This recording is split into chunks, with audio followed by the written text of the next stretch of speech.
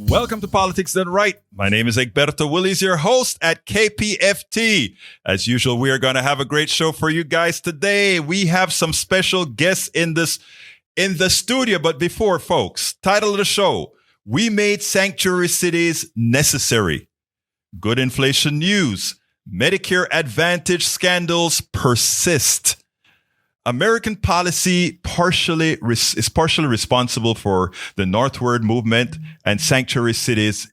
Medicaid Advantage continues to do that pilfering that we've been talking about for a long time.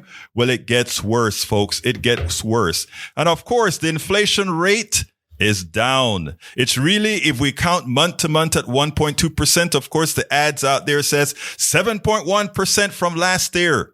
Of course, that's not the way it's done. Anyhow, folks, our three stories today may seem disjointed, but they all have a common thread: corporate supremacy. While we have many who continually speak about an overbearing government, the real problem is a corporatocracy that purchases enough politicians in our government to get their will. They ensure that they're given carte blanche for unfettered profits worldwide. The ebb and flow of the migration of bodies from Central America, South America, and beyond have its genesis in policies we ultimately create that benefit U.S. corporations. A case in point was the CIA-induced overthrow of Guatemala's first democratically elected president, Jacobo Arbenz Guzman, in late June 1954. He established policies that would redistribute unused land in the country. When the powerful American-owned United Fruit Company lost many acres of land, the CIA came to the rescue. The country has never recovered. The United States spent billions of dollars in El Salvador to prop up the right-wing oligarchs and generals that rule the country. They wanted no part in improving the lives of the peasants, those who really need the average Salvadorian. The wealthy in the country owns most of the land, including the best lands to grow coffee, an important export. Well, we have two great people in studio today with us. We have Maria Vilma Duran, who is the producer of Little Central America 1984, as well as Ruben Martinez, who is in from Los Angeles, and the son and grandson of immigrants from Mexico and El Salvador. He is a writer, performer, and teacher. He is the author of Desert America, A Journey Across Our Divided Landscape and Crossing Over a Mexican Family on the Migrant Trail, and other titles. Welcome aboard Politics Done Right. How are you guys doing today?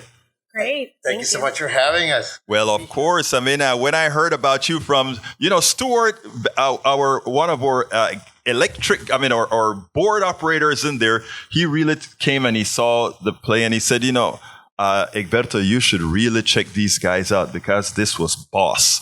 That's what he said. This was boss. So I tell you what, as a local producer here, Maria, why don't you tell me a little bit about Little Central America in 1984, the genesis, how it came about? Well, I mean, I've really come into the process, I think, after the genesis. So Ruben would definitely be the one to talk about that. But I mean, my experience has been amazing, being able to be part of this project and, really being able to highlight our community, our Central American community, which is big, which is thriving, here in Houston. But Ruben, I think he would definitely be the one to talk about that. Well, she passed the baton, Ruben. She passed the baton. And we'll go back and forth. Thank you for having us, Egberto. I really liked your analysis at the top of the show about the global situation and the ebb and flow of migration. Everybody in this room, right? Are immigrants. Yes. And on this table, we're all from Central America. Panama, Salvador. That's there right. we go. Que viva Centroamérica. Viva Centroamérica. Sí. And being Central American, being the son of a Salvadoran psychologist and poet, Vilma Angulo, rest in peace, my mom, I've always been aware of how our community is relatively invisible compared to other Latin American, Mexico, yes. Of course. And I'm half Mexican, yes. so I can't say you can't hit it too hard now. But if the Mexican hegemony, if we can call it that, right. Overshadows our community a lot. And I had the great pleasure of being in Houston and teaching at the University of Houston for several years in the early 2000s and got to know the community a little bit at that point. And coming back with this project, Little Central America 1984 is a tour of a few cities in the United States that have big Central American populations. The Bay Area of California, Washington, D.C., and here in Houston. And we are recreating through poetry and music, live music and theater, a moment in our history. We say 1984, Little Central America 1984 is the title. 1984, because that's when our community was really starting to come together. Right. The numbers of people that had arrived and the community establishing itself through social service agencies for the refugees at that time and finding its political voice here. Right. Through solidarity with the struggle for justice and liberation in Central America at that time, but also establishing its own presence and seeking justice here with all the problems we have in American cities, right? And discrimination and policing and all those things. So a generation later, we have a new wave of refugees that have arrived, a new set of challenges, but we're looking back to 1984 at all the things that our community got right. You know, all the solidarity that was expressed back then through the sanctuary movement, the churches who opened their doors to the refugees, and all the people who had organizing experience from their home countries of Guatemala, El Salvador, Honduras, who were expelled from the country because of their organizing down there. Well, they come up here with a lot of organizing skills. Right. And so we have social service agencies like the Central American Resource Center, CRECEN, whose roots are back in the 1980s. So we're looking back to look forward is basically the idea. Now, this is an artistic presentation. However, I haven't had the honor to see it yet. This is an artistic presentation. In the art that you're bringing out, are you also exposing the political parts of it, or is it mostly just the goody feely thingy? We definitely want good feelings, and that comes through the experience of music. We have a cumbia, going on. Yes. A little dancing. and Maria Vilma is reading poetry along with, I just wanted to throw it to Maria Vilma for a second here because we're doing a national tour. Right. But here in Houston, all our partners are the local community. Right. So, Maria Vilma, maybe you can talk about the Central American Collective and all the people who are involved in the production through the Central American Collective. Yeah, no, one of the great things about this production has been being able to include our community members and also making sure that we're all included. So we have, for example, Susana Oxlack, who she is the leader of Chapines de Corazon, a Guatemalan group.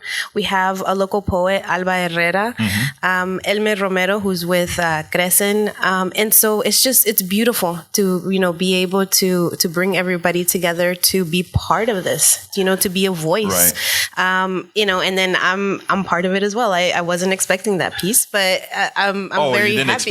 You didn't expect that you were going to be doing your own poetry, or I was more behind the scenes, and then was brought into the scene. So, did Ruben do that to you, or Ruben and Elia? Yeah, our director Elia Arce, my co-writer, she's not here this morning. She couldn't be here, but her practice as a theater artist is very community based. That she comes out of the radical theater of the 1960s.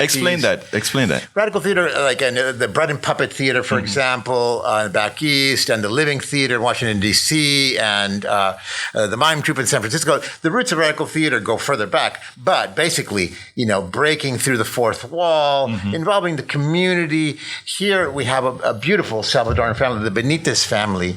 A father and his 4 daughters are playing a key role in acting milestone moments in any family's history, but that are very poignant specifically for immigrant families. Right.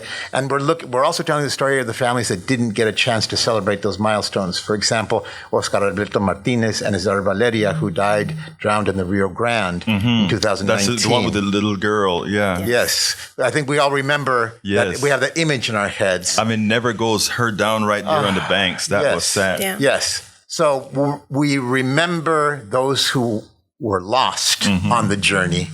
And celebrate those who have made it. You asked about the politics. Right.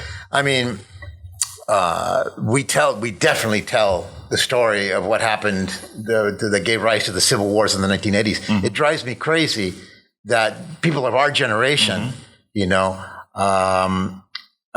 this story intimately, right? But that young people, do not really remember. You know, I mean, I came here when I was 5 years old, and so I don't remember. Even remember El Salvador.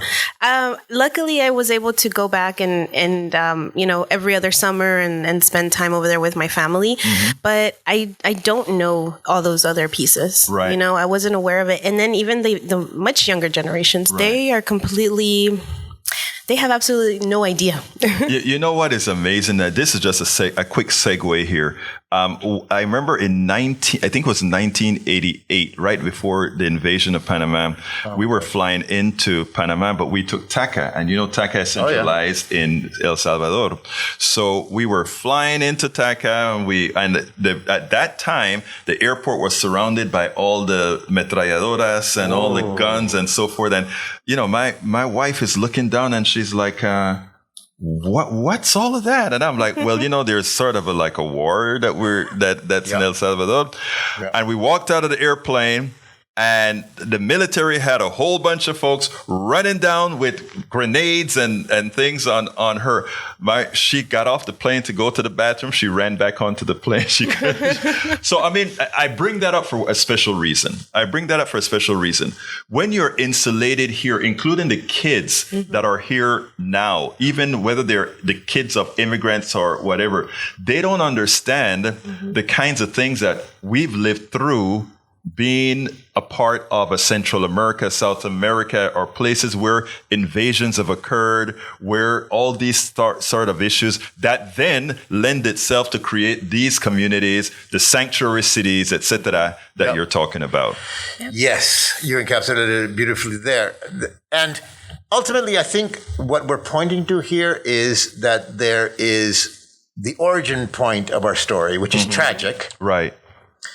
U.S. intervention, U.S. capitalist exploitation in the region going back over a century, right? The Monroe Doctrine. All that Carry stuff. A big stick, And then getting uglier and uglier across time, so that in the 1970s, the Plan Condor, the CIA involvement in South America and Argentina, and the Dirty War in Chile, the overthrow of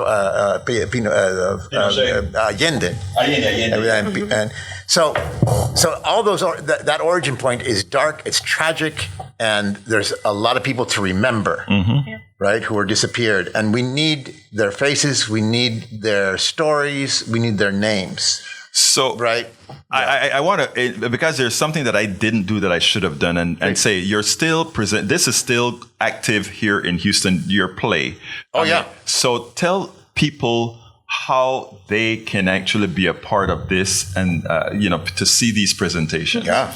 I mean, we invite everybody to visit diverseworks.org and come out and join us this Saturday at 7 p.m. and also Sunday at 1:30 at the First Unitarian Universalist Church in the Museum District, because it is a very powerful show. It is a very powerful show. And we need to make sure that not only is our community coming out, but we're bringing friends, right? And allies. That we're bringing allies.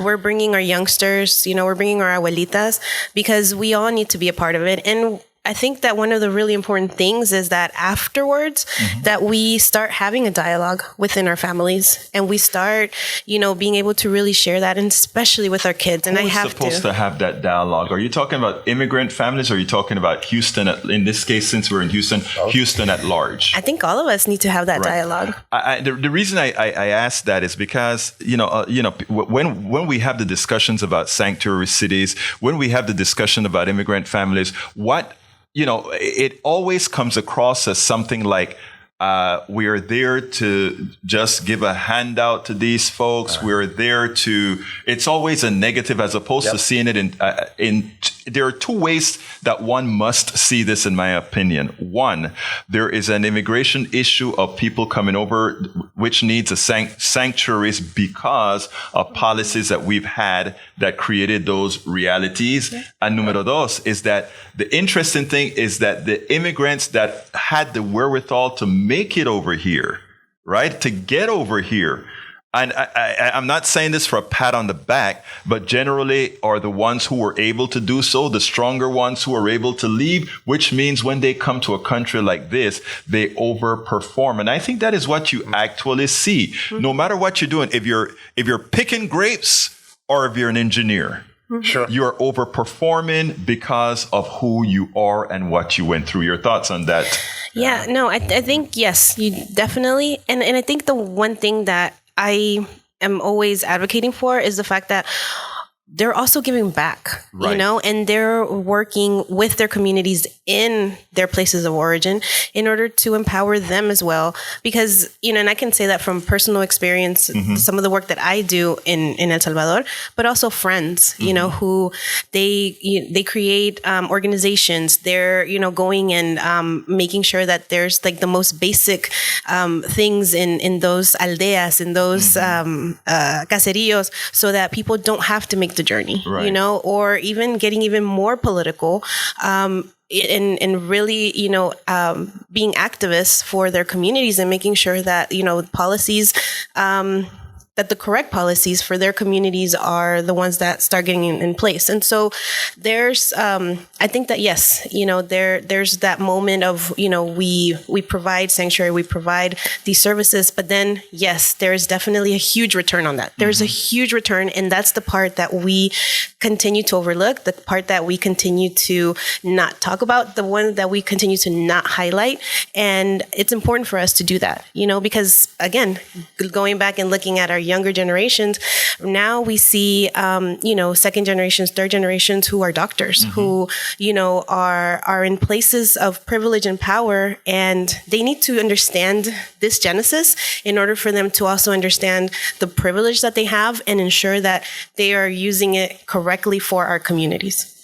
That is so important for several reasons, because I mean, you know, we have a tendency in the United States to be a very insulated community, to have insulated communities. And when you move up in stature or class or whatever, we're taught to pretty much forget about where we've come from. You know, and I'm not only talking about, let's say, from the immigrant community, I'm talking about the American community at large. If you take a look at the class separation, it's like you made the jump ship, you are invited into the other class, and suddenly the things that you support, the policies that you support, the types of taxation, etc., no longer interested in it, right? Because I've made it. I got mine. You get yours, right? Yes. And that's something I think that plays out in immigrant communities in a very particular way.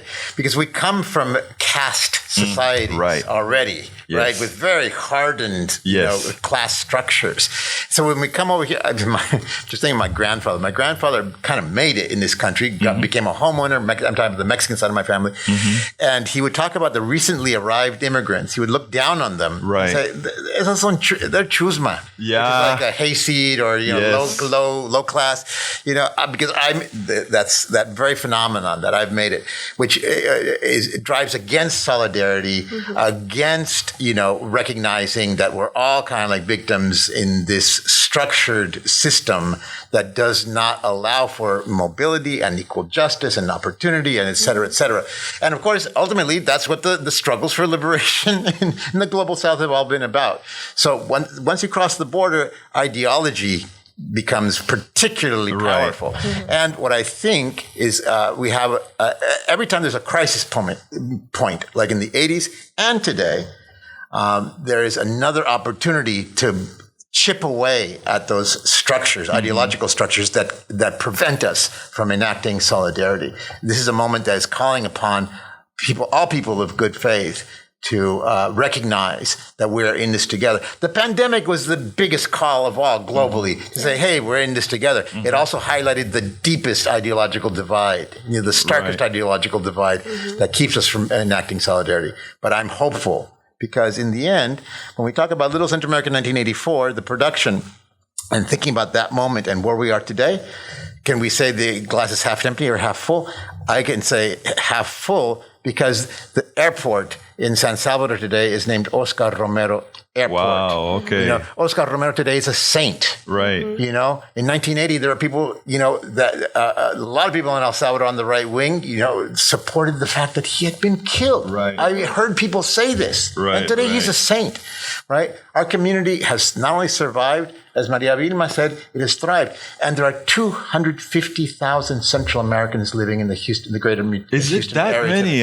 Wow. 4 million. It's actually more. You know, that's what the census tells us. But if we really start going into the communities, we know that there's more.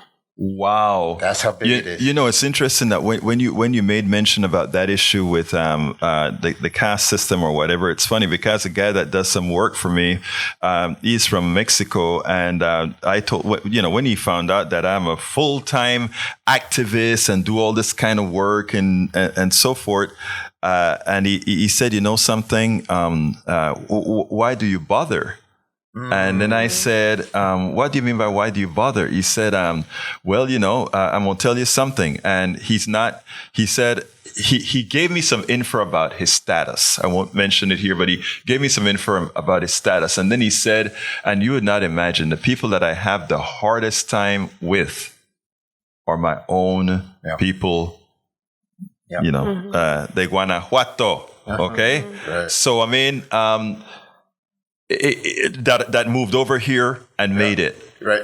And he said, the folks that pay me the least, the folks that do, and he was saying, what we kept on talking about, and I was like, well, you can actually be that template. You can actually do the teaching. I mean, I imagine you will have a lot of I want to backstep a minute. Yeah. How do you come to a town, a city like Houston, and within what you've written, incorporate local artists and make it flow in such a manner that it looks like a seamless production? Yes. So the writing is first person. Elia Arce, our director and co-writer, and I are from that generation, from the 1980s generation. Right. We lived the conflict very closely, and so are recalling that moment. So there's this general historical, cultural background because we recreate the moment culturally through music and poetry. And the music is the best of Latin American 1980s new song, what they call the new song movement, which was a great aesthetic innovation, beautiful, beautiful compositions that had deep social, historical, political content at the same time. Great poetry telling a big political story. Right. So that's part of this presentation. So that's kind of like the overarching, container of the show, but within which community voices can flow through. Maria Vilma's cohort from the Central American Collective, women are declaiming, declamadores, we call them in Spanish, declaiming, poetry of several wonderful Central American poets. And the family that I mentioned earlier, the Benitez family, are acting out these key roles. So there's this overarching structure, but there's all this space that we invited the community. Well, the community invited us in, Right. And now we're inviting the community in and creating this. Like how you tricked Vilma into becoming an active live poet, right? That's right. That's right. And she did it. I'm doing it. And she's doing it. I should say that she's doing it. And actually, I really enjoy that. It's like when people, there would be people who say, I'd like you to talk about something like this on the radio. And I would tell them, okay, good. Come on in, talk about it. And he said, no, I meant you talk about it. I said, why me? I mean, you come in and you talk about it. Yeah. And that the people appreciate that more so. Even the listeners that are out there, like I can imagine those that are listening, whichever part of the immigrant community listening to, whether it's be from Central America, Latin America, or elsewhere, are saying, wow, we have a voice, eh? We got a voice. Yes. And the voice is our community in relationship with allies, right? Because our community could not make it alone back then. No community can. We're not total victims either. Right. We don't need handouts. Right. But we need collaborators and allies. And a generation later, we're recalling the reason we're at the Unitarian Universalist Church on Fannin is because that was a sanctuary in the 1980s. Right. Refugees slept on the altar in there. And one of the people who's going to be part of the production slept on the altar with them at the Universal. And you know what? The one in the Woodlands as well, they were a sanctuary church. That's further northeast Houston. Yeah. They were a sanctuary church, and I think they had a family that they brought in during, with all of this happening. So it's important. But what I like about what both of you promote here is that this isn't about victimhood. This is about collaboration, and again, there is no. When I remember when I came here, right, and whenever I was always political, and I get political, and people say, "You damn import! You don't be telling me this. You come into my country," and I would stop them right there and say, first of all, I feel the same rights to this country, no less, no more than you. The only person that I will bow myself to of being in this country are the indigenous that's been here for tens of thousands of years. Sure. So therefore, as far as I am, my feet are planted here in the United States. Your feet's planted. Your feet's planted. We are 100% parts of it from the day we stepped on it, irrespective of how we stepped on it. And I think all immigrants must have that, because we should never ever allow anyone to think they have better buy into this country than we do. Your thoughts? Absolutely. I mean, I do. I call myself a Mexican Salvadoran American. Right. Right.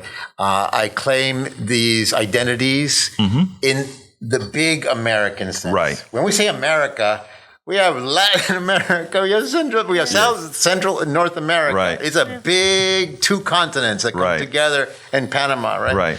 And our great leader, Simón Bolívar. La Revolución Bolivariana. Right. El Libertador wanted to have us all together. Right. Right. And the idea was he could see, even back then, how the United States was becoming a dominant force. Right. And he thought the only way to balance that hegemony was for Latin America to become united. Right.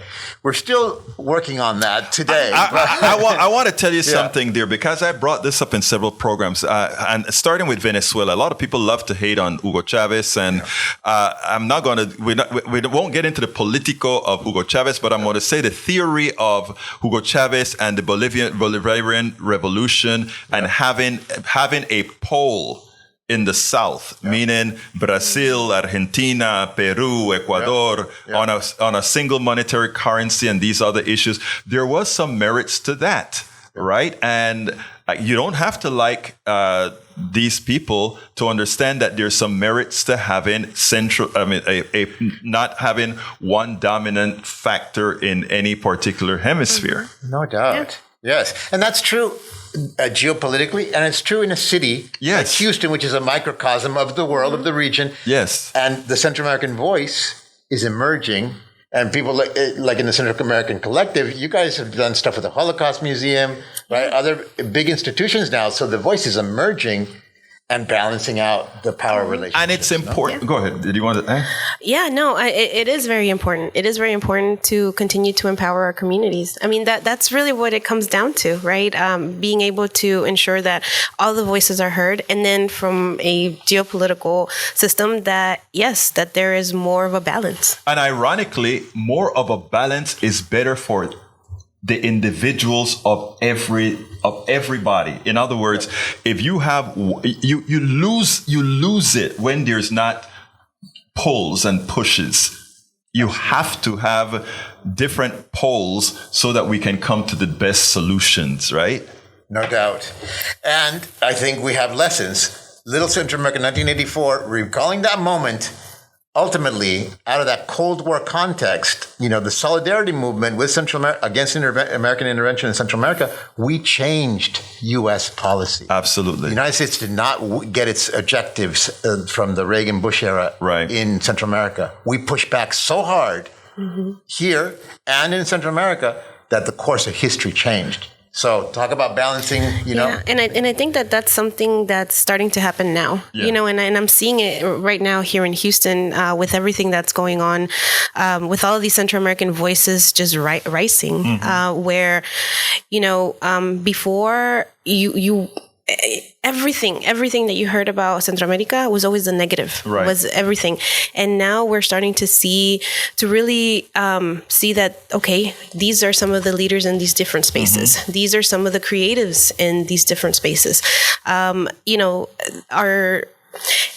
I speak with a lot of educators who continuously ask me for more support, you know, through Central American Collective, which is the organization that I founded, where we're teaching about Central America through art and culture.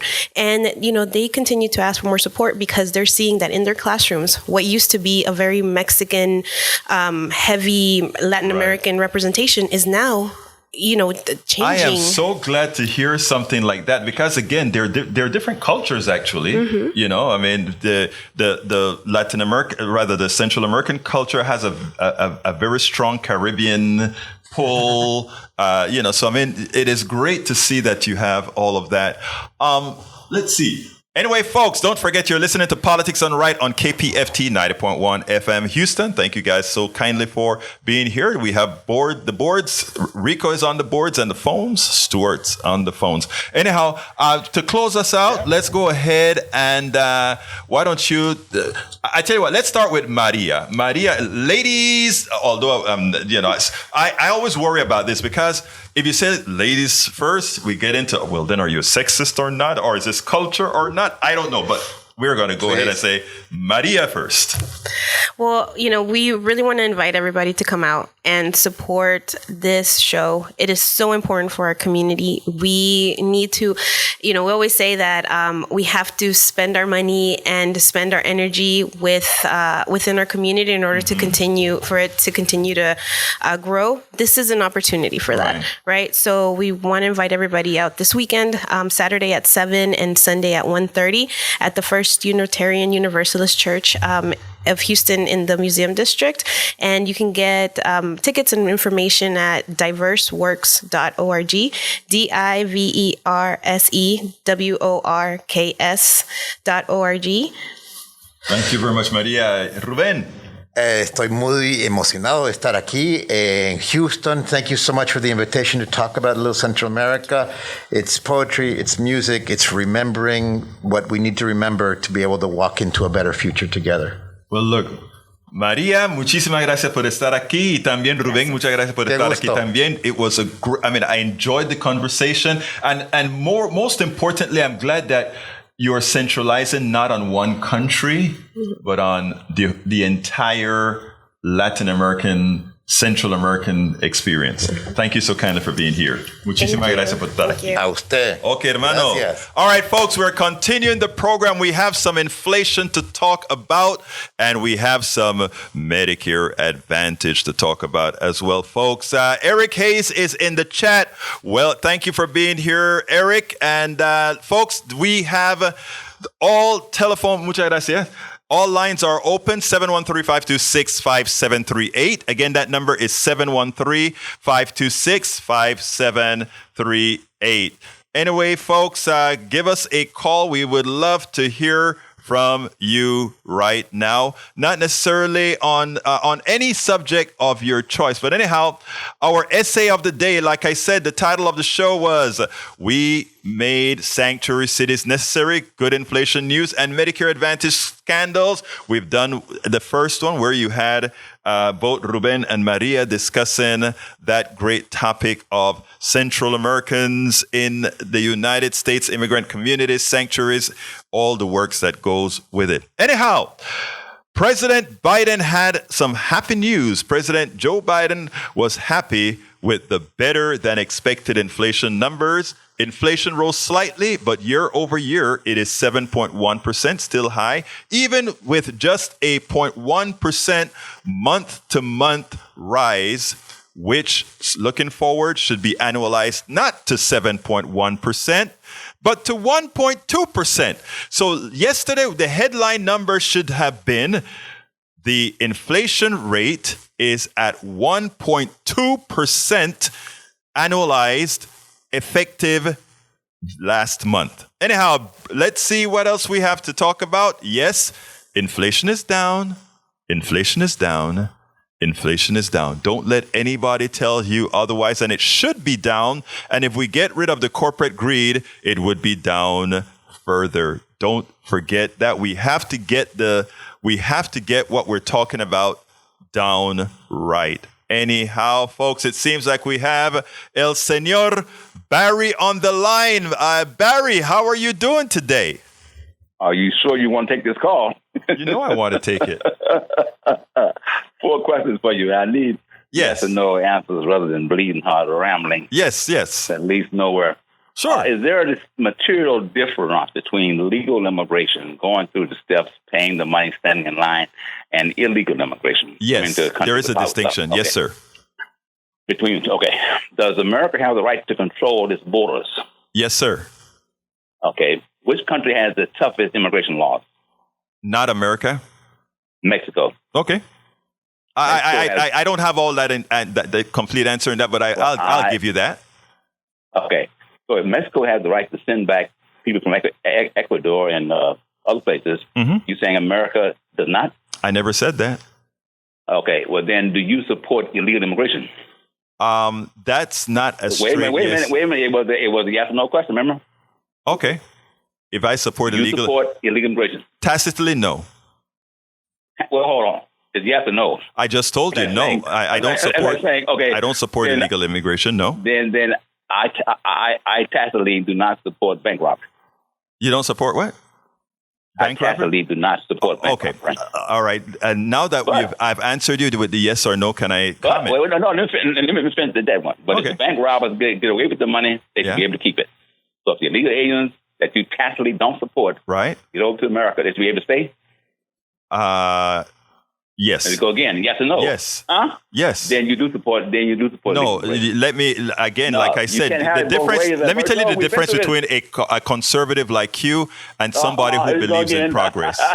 No. Let's go. Now I listen to you. Now you listen to me, my dear brother. So hold up a second. Okay. Let me give an explanation. I'm not your dear brother, but go ahead. Oh no! You want me to tell you something, Barry? Barry. Okay, go ahead. Barry, before you are my brother. Okay, you are. Hi. And not only are you my brother, you're a human being. And Get because, that. Hold on, stop it. I'm talking. And so my humanity tells me that I will always treat you as a human being. Now, here is a mistake that you've just made in the in the questionnaire that you did. It sounds great. And that is the type of stuff conservatives talk about. But here, there's a difference between capital and humans. Here's your question. You said if a bank robber, stole from a bank and had the cash, should they be able to hold on to that cash? No, that's capital.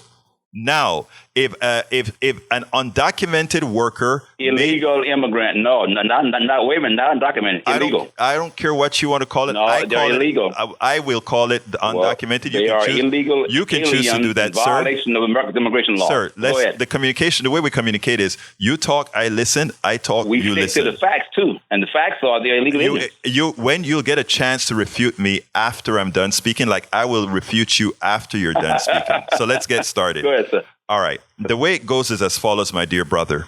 I believe in humanity. All right. No. Number 2, if somebody goes through the rigmarole to get over here, I'm going to try. I believe in legal immigration, but I'm going to try to keep my borders and my policies in such a manner to curtail people coming over here without being sanctioned legally. Yeah. Now, here's a kicker, though. If somebody makes it over here, okay, I will be damned, and they are a productive citizen. I will be damned if I go out of the way to deport these people. And let me tell you why. Our history dictates after what we have done without having papers to come into America, I don't think it is anywhere fair, number 1. And number 2, I don't think it is even moral for us to say if somebody got over here, however they got over here. Illegally. You call it as you may. if they got over here and they're living a productive life, right? Okay. I'll be damned if I try to get them over when we had people who came over here, committed genocide to keep the land, and then somehow say we have to somehow be tougher on those who came over here just to work. The operative phrase is productive citizen. Do you support the drug cartels? Absolutely not. Absolutely not. Human traffickers? Absolutely not. Well, do you support the fentanyl coming across the border killing Americans? Absolutely not. Okay, then you do not support illegal immigration because that's what a lot of them are doing. But brother, again, like I said, we always, sir, must be nuanced. That's why we're human beings, and that's why we have a brain, because we can be nuanced in the way we solve problems. So and we can also be for real too. And I'm being very for real, and I mean it when I tell you, if I find if somebody is here undocumented and they're living a productive life, I will be damned if I send them back to wherever they're from. If they're part of the drug cartel, would you send them back? Yes, sir. Of course, I'll okay. If they're part of human trafficking, would you send them back? Yes, I would. If they're forcing 14-year-old girls into prostitution, would you send them back? Yes, I would. Well, then you send 95% of them back then. That's not true at all. And that is where you err, sir. That is where you err. And you know better than that. So, but you know what? You made some progress. Let me tell you, Barry. You made some progress because you used to be a total bleeding heart liberal. But now you're just I'm actually left of a bleeding heart liberal, sir. But let me just tell you one thing, sir. I tell you what I'm happy that you did, because you gave me the opportunity to expand on the issue of undocumented folks and what I think our beliefs should be. Illegal aliens. It doesn't matter, Barry, that you say it that way, right? Facts matter. Wait a minute, you saying facts don't matter? Facts absolutely matter, sir. But anyway, do facts care about your feelings? Look, no, do they? Barry, yes, Barry. Let me just tell you, Barry. Remember, one at a time. But anyway, anything else you want to add? You want to add anything else before I go to the other caller, Brother Barry? Yes, we need Mr.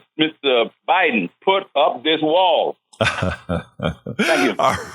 All right, Barry. Look, it's a great talking to you, my brother. And you keep calling and you keep keeping us. Okay, man? You be cool. All right, Dave, come on in. Dave, you're on. Did we lose Dave? Dave, give us a call back. I think we probably lost you. So give us a call back and we'll be right with you. But anyway, I was speaking before Barry called about the good inflation news, because people said, well, still inflation is high at 7.1%. And when they said at 7.1%, that wasn't my question. My question was, what was the delta in inflation between month of September, or rather month of October and month of November? And that was an inflation rate of 0.1%. Annualized, it is 1.2%. In my humble opinion, the mistake the Feds always make why they throw us into recessions with these increases in interest rates is that they look at the past annualization instead of the future annualization. The thugs in ties, executives and corporations, have already taken their chunk of meat out of Americans when they had these last price increases that were based, mostly more than 50% of these price increases were solely based on corporate profit. They got their chunk.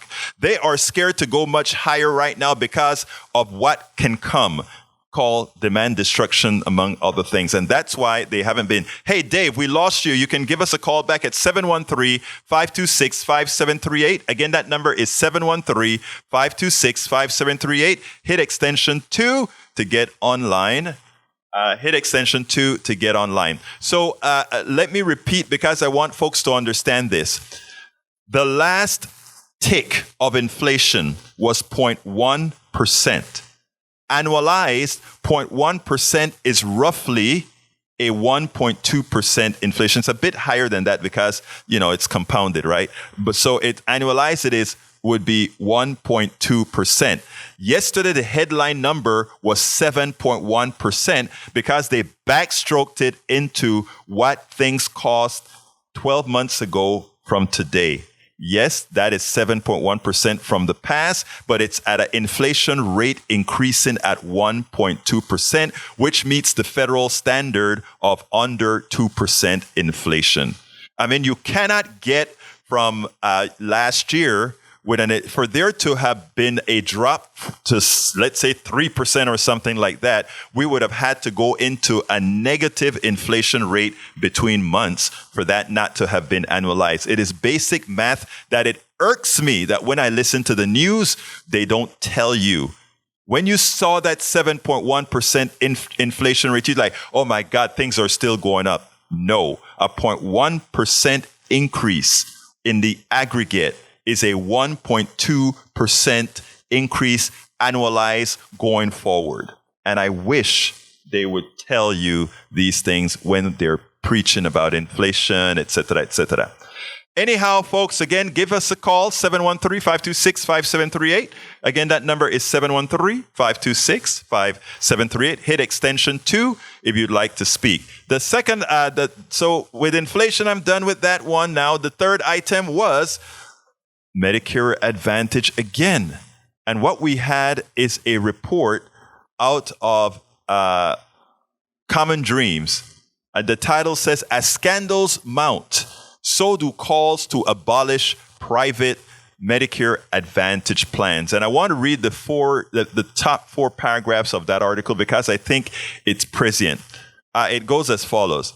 As yet another scandal involving Medicare Advantage made headlines this week, progressive U.S. lawmakers and advocates renewed calls to abolish the private health insurance program, with a recent Senate report said is running amok with fraudsters and scam artists. Let me interpret that paragraph.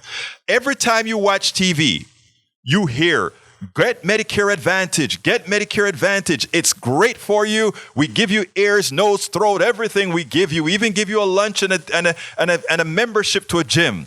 And everybody says, wow, it's so much better than Medicare, until you read the fine prints. Folks, read the fine prints and stick with Medicare, not Medicare Advantage, because by the time you're in there, you have already harmed yourself with the possibility later on of getting original Medicare when that plan is no longer what you want, or whether you need to get Medigap because you want to go back to Medicare. You won't be able then to afford it. I am telling you, the fraud within Medicare Advantage, the lies that they tell you, is it goes through the roof. But continue with the article. In a New Nation article written with health insurance reform advocate Wendell Potter, Representative Ro Khanna and Mark Pocan contend that one of the most confusing things facing elders while choosing their Medicare plans is a scheme by private insurance companies to prey on seniors and profit off of the Medicare brand, all in the name of padding their corporate profits and shareholder returns. Again, think about that. It's not Medicare. Medicare Advantage is not Medicare. It's paid for with Medicare dollars at an inflated price, but it is not Medicare. It does not have the safeguards of Medicare, no matter what they tell you. The scheme is called Medicare Advantage. I'm reading the article again. The scheme is called Medicare Advantage, but in reality, so-called Medicare Advantage is neither Medicare nor an advantage, wrote the lawmakers, who earlier this year introduced legislation that, if passed, would ban private insurance plans from using the Medicare name. It's actually just private insurance that uses the trusted Medicare name to trick seniors and people with disabilities into enrolling, then profits by denying coverage for necessary medical care. Khanna and Pocan added, it's a long past time for Congress to end this scam and ensure that consumers get accurate information about their health care options. And if you learned the options, I've written many articles about it, and so has Tom Hartman had written a book about it, something that we should all read. But please go to egbertowillies.com and do a search on Medicare Advantage for the different articles we've written on it. It's important that people who are about to get on do not get conned into saying, oh, it sounds so much better than Medicare. You know, nothing in this world is given for free, especially when it comes from corporations. In fact, corporations only give you something they can profit from. They only give you something they can profit from. In other words, they give you nothing. I don't have anything against profits. I have nothing against corporations. But when it comes to your health care, when it comes to your well-being, when it comes to things that you must have to survive, I do not believe in leaving that in the hands of corporations whose basic responsibility is profit. And again, that goes for anything that I do. I've had corporations before. I have a LLC right now. And I don't want to control anybody's life. And that is what Medicare Advantage is doing. They sucker you into going to Medicare Advantage. And by the way, because a friend of mine told me how good their plan was, and he was right. If you don't have any illnesses, if you are basically healthy, if you don't have any major problems, Medicare Advantage is great. It's cheaper than it's generally cheaper than Medicare. But if you happen to get, and which people at older ages get, some critical disease, and we all will get them in our old age, you are likely to be ping-pong among the least form of getting health care. Because again, you are not the product, or rather, you are simply the widget to make somebody a buck, to make somebody a dollar.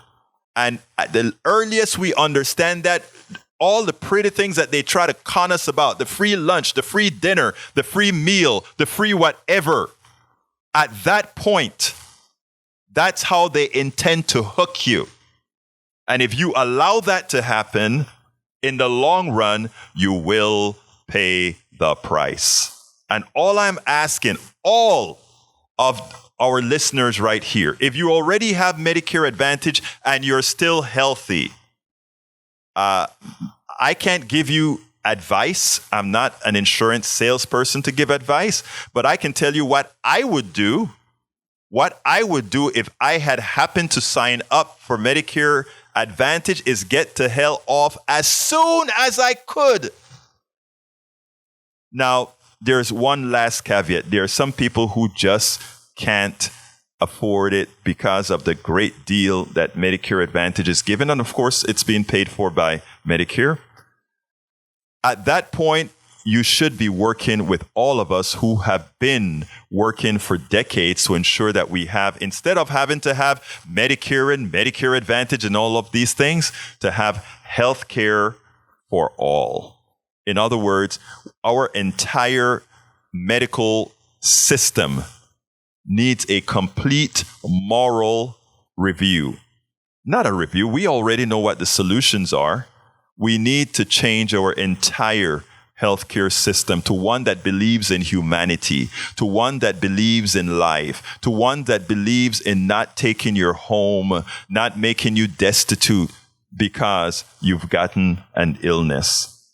That is where we are headed. That is where we should be heading for. So there are some people who just won't be able to go back. And I understand it. And you should be out there, however you can, working with us, working with those activists out there that are trying to make a system that supports us all, trying to make a system that works for us all, that gives us all health care. We don't have any more time for calls right now, but let me just tell you that one of the things that we are working on here at KPFT is to make sure that we bring you programs that are not a zero-sum gain. I'm talking about our talk shows specifically now. We have great music shows like you've had with Rourke, who just left here. I love listening to Rourke. But what we try to do is every time you listen to one of these shows, every time you've listened to Politics Done Right, I want to make sure that you live, first of all, with a positive feeling that you can actually go out there and do something that is necessary to make all our lives better. Your life better, my life better, my daughter's life better, my wife's life better, Stuart's life better, Rico's life better, everybody's lives better. That's our goal here. So again, the 3 topics we covered today was immigration, the interest rates, as well as Medicare Advantage. And I hope out of all 3 of those subjects, you realize that this is a vast amount of material that we will be covering over and over again in different flavors to ensure that we have maximal penetration of truth. Again, maximal penetration of truth. Because right now with the type of media that we have out there, like I explained, even the way inflation was explained as it's at 7.1%. They don't say that's year over year and that it's at 1.2% month over month, right? You don't hear that. Annualized at 1.2%. You don't hear that. So what we have a system, what our system do to us, including our media, the media that we have out there, is constantly, they keep us ill-informed or misinformed, many times disinformed. And the difference between disinformation and misinformation is a bit less. Disinformation means we purposely lie to you, have you do something completely off keel. Misinformation is just a little less intrusive, if you will. So we're coming close to the end of the program. I hope you enjoyed it. Don't forget to keep us on your mind. Don't forget to go to kpft.org, support this program and many others. 713-526-5738. Hit the number 1 if you want to contribute. And again, kpft.org to support us or to listen to us online if you are somewhere else. So it is important for us to go. I got 10 more seconds. So my name is Egberto Willies. This is Politics Done Right. And you guys know how I end this baby. I am what? Out! We spend a lot of time deconstructing the news, trying to parse it into a form that everybody can understand. We try to find those little nitpicks where it flies above the fray, etc. If you really like these videos that we do, I want to ask a big favor. Please go ahead. Number 1, subscribe to our channel. And number 2, please join if you can. Thank you so kindly for watching. Keep watching. Please remember to share. We must populate the entire internet with our progressive message, a message that we know is what most Americans say that they want. So help us, please join.